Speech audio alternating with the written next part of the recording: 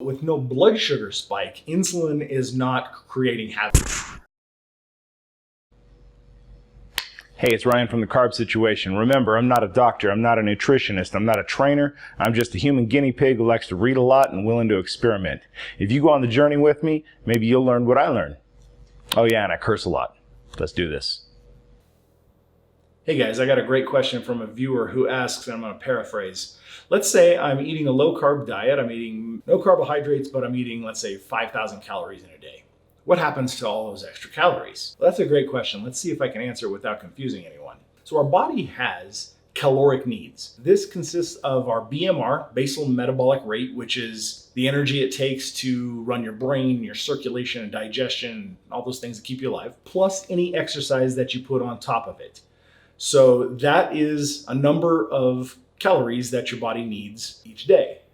Now, let's just set that aside for a second. So your liver's main function is to take proteins, fats, and carbohydrates and turn them into fatty acids and sometimes triglycerides. So it's still going to do that job and introduce fat into your bloodstream. But the cool thing is, since we haven't introduced carbohydrates into our diet, there's no blood sugar spike, and our fat cells have not gone into crazy fat storage mode, and our muscles have not gone into glucose burning mode. So that's exactly what we want. We got proteins and fats coming in, our liver turns them into fatty acids, but that's what our muscles use for fuel and the rest of our body processes. So the key idea here is thermodynamics is still working, but with no blood sugar spike, insulin is not creating havoc in the system. Therefore, all the fat that the liver is producing is actually being used for fuel.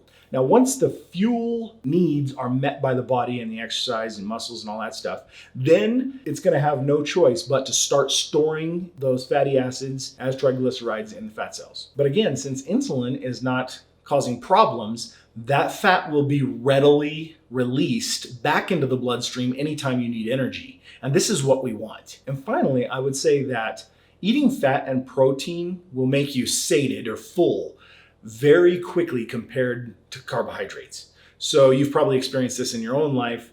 You can only eat so much steak, but it's a lot easier to binge and overeat on carbohydrates, whatever they may be. So I like to think of it as your body has a pretty good thermostat for how much energy it needs. And that's why in the keto diet, we often like to say, eat until you're full. Because the proteins and the fats, they're going to send signals to your brain via a chemical called leptin that tells you you're full. It knows how much energy it needs, so you just stop eating when you're full. So it's kind of hard to overeat like crazy when you're eating just proteins and fats, because you'll just feel too full. That being said, you can overeat. You can intake more calories than your BMR and exercise require. And if you do that, you will start to gain weight. But the good news is, without insulin causing problems, it's going to be harder to gain weight or more forgiving, depending on which way you look at it. So that's what happens to excess calories whenever you are on a low-carb diet. So thanks so much for the great question. Please keep them coming and I'll keep answering them. You can always ask me more questions in the comments below, or take my survey in the link below, or just email me, and